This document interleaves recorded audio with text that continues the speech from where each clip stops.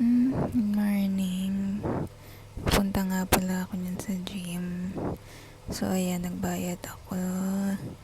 And then, nanapan niya ako ng towel. Buti na lang, nila ko yung panyo ko. So, now, ito, nagpe-prepare na ako. Nakain pala muna ako bago mag-start sa gym.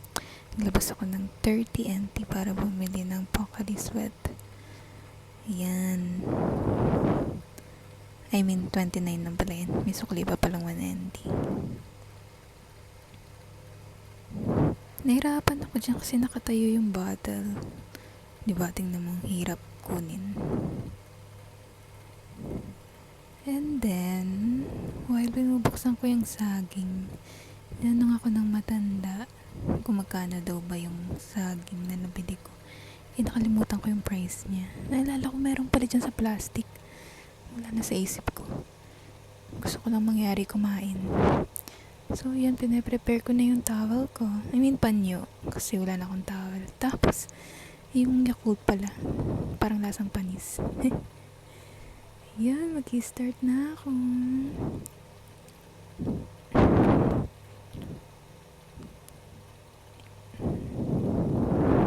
Tapos na nga pala ako niyan. Tapos, itatry ko naman yan. Para sa glute ba? Hindi ko sure eh.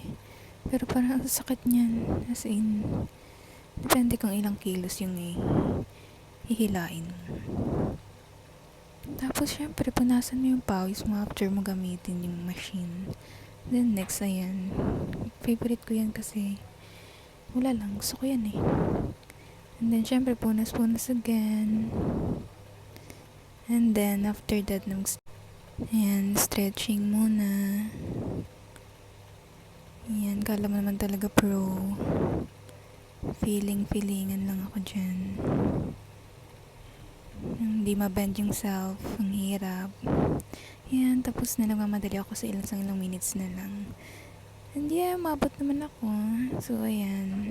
Nabos ko lang yung water ko. And then another selfie in the mirror. Ayan, mandatory selfie sa elevator, of course.